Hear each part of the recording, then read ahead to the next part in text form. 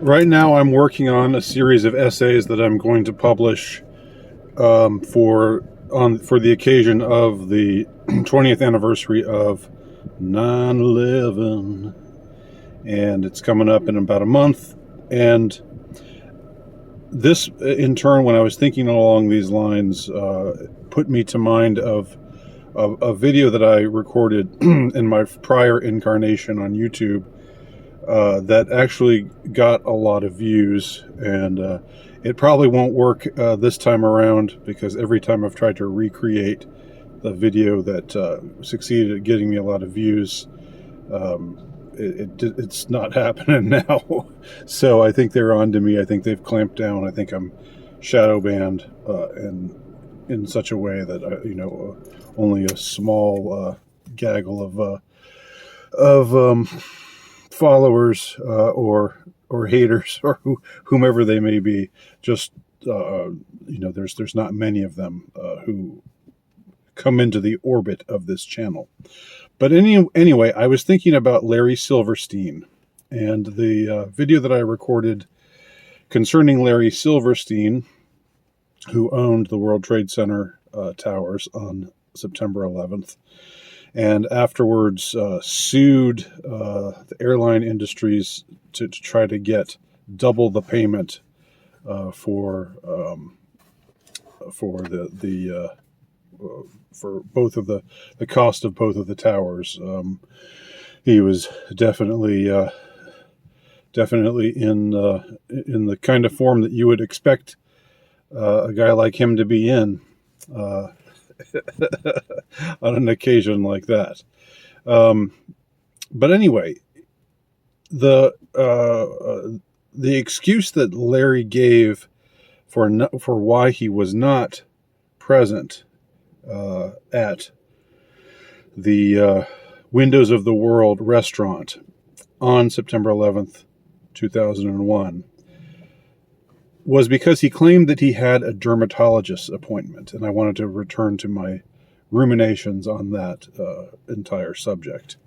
Now, Larry claimed, I feel like I can be on a first name basis with Larry for reasons that I'll elaborate on in a bit. Larry said that he, for every day for like a week or so prior to Tuesday, September 11th, that he always ate breakfast with the people that some of the proprietors of some of the offices of the World Trade Center, because he hadn't owned the complex for that long, and he said he wanted to get to know the people there and hear their concerns and stuff. So he was there, listening listening in with a caring and compassionate demeanor that you can see just radiates from a guy like Larry Silverstein. He was there every day, but then on Tuesday, September 11th, he couldn't go to have breakfast at Windows of the World. Why? Because his wife said, "No, Larry, you have a dermatologist appointment on Tuesday morning. You need to go to that appointment."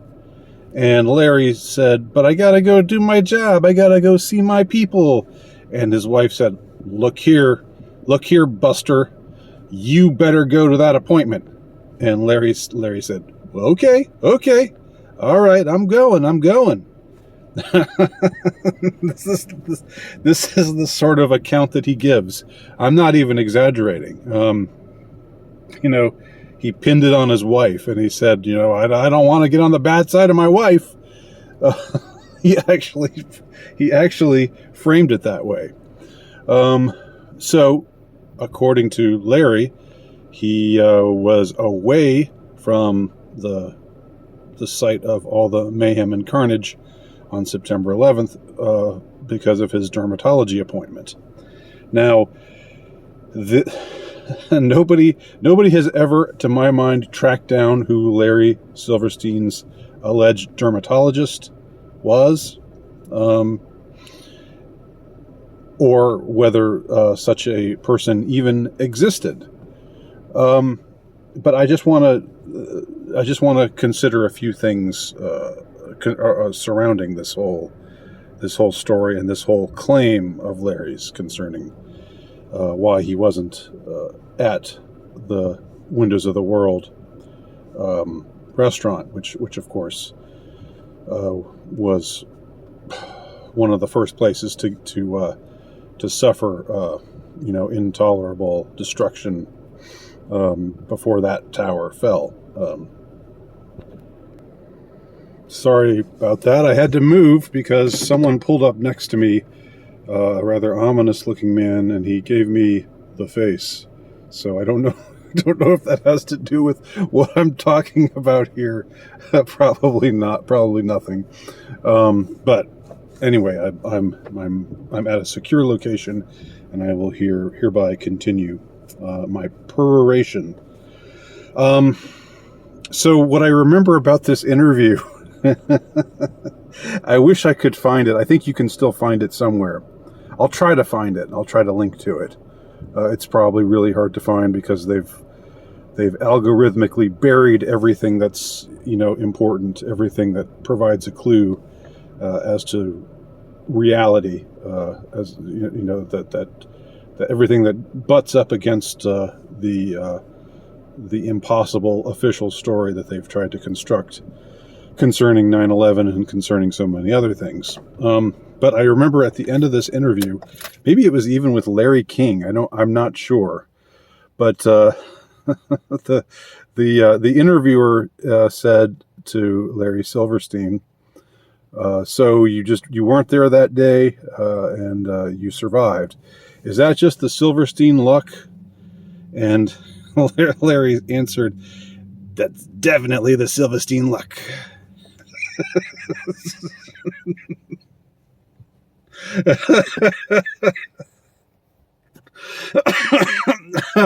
Now, it's like he was almost like saying, it was almost like he was there. Yeah, a lot of people died that day, but not me, not this guy. Ha-cha-cha. I'm still here, ain't I? The Silverstein luck. Wink, wink.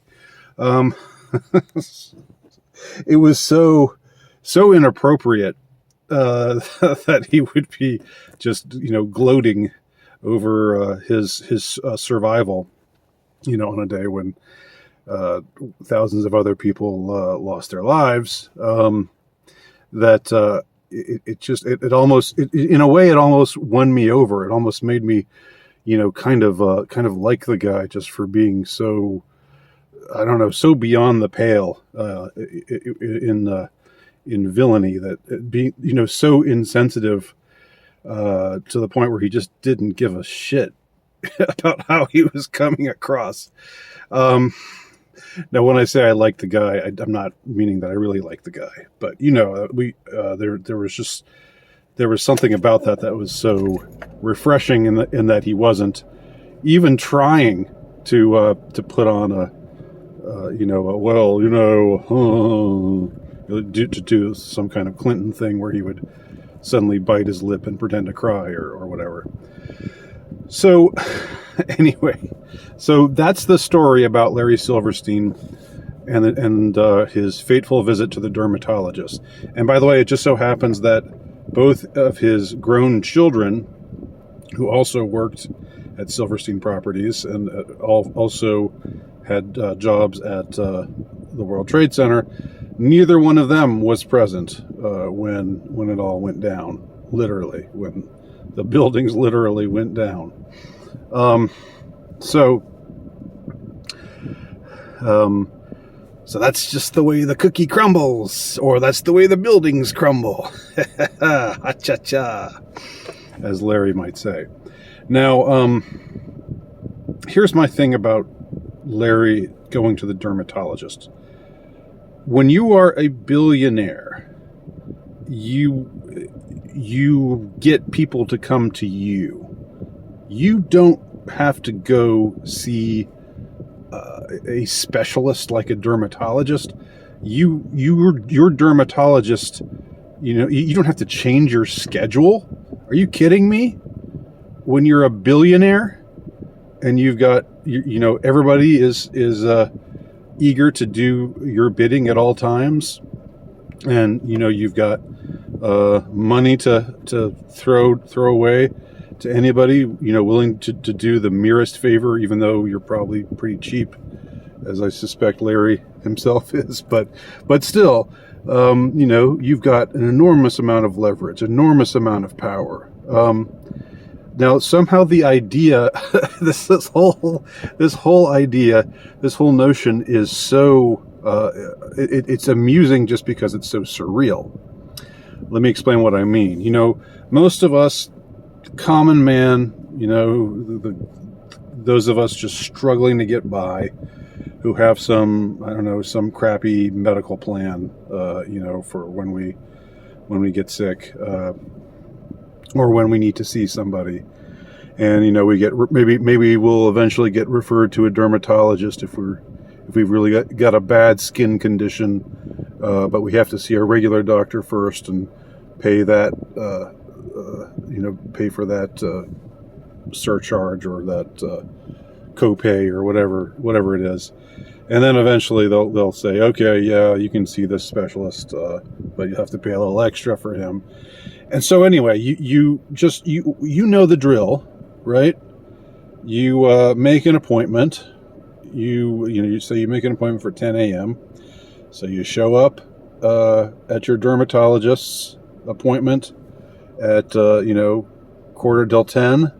You fill out all those stupid forms that they make you fill out. You sit there in that waiting room, that wonderful doctor's waiting room that we all so know and love, especially these days. So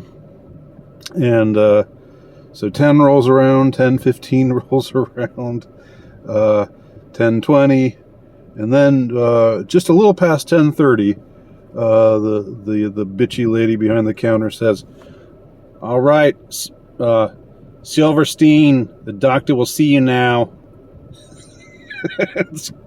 Can you picture that?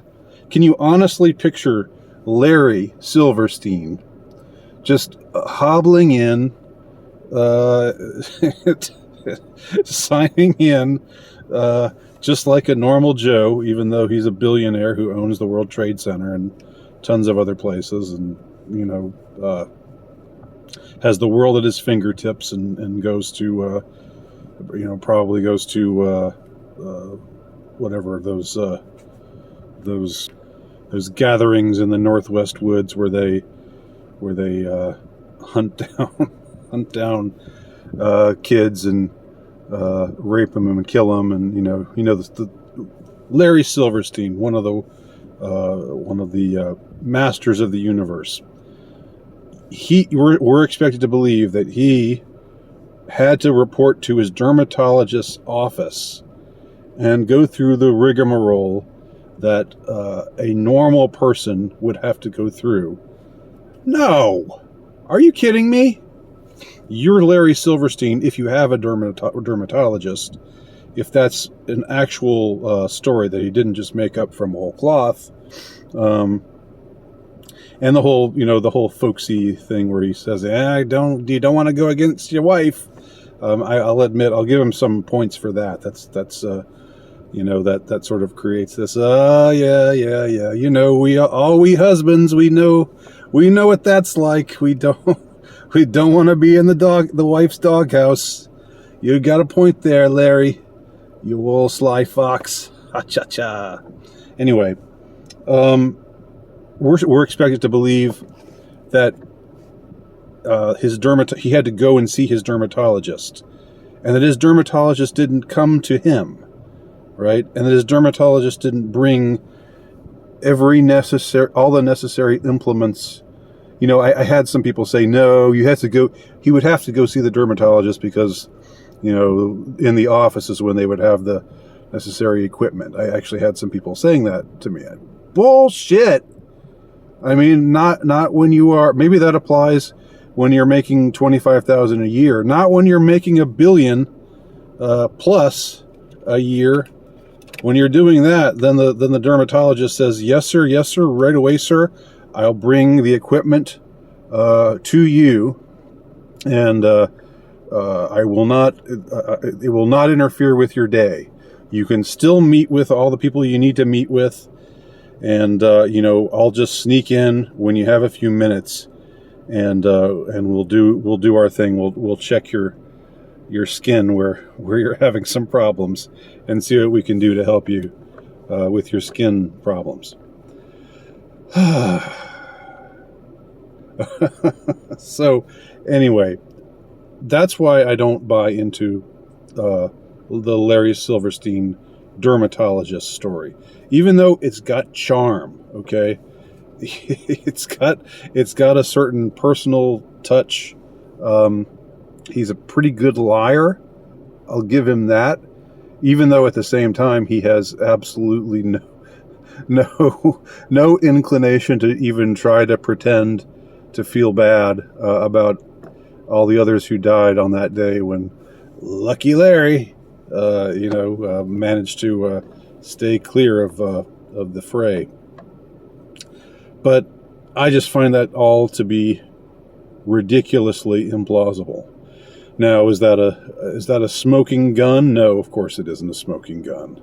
But I find it very, very strange, but pretty telling that none of these intrepid journalists who reported this story, none of them tried to contact Larry Silverstein's alleged dermatologist. Who is this guy? 20 years later, we don't know. We never found out. If journalists actually did their jobs, they would try to track him down. They would say, okay, Larry, or okay, Mr. Silverstein, thank you so much for talking to us.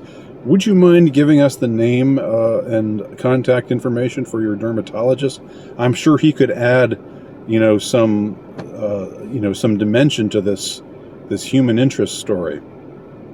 Nope. They didn't do that. Wonder why. I'll just leave it there. What do y'all think? Thanks for watching. My name's Andy Nowicki. Check out my work at altrightnovelist.com. Check out my latest novel, The Insurrectionist, which can be purchased at terrorhousepress.com.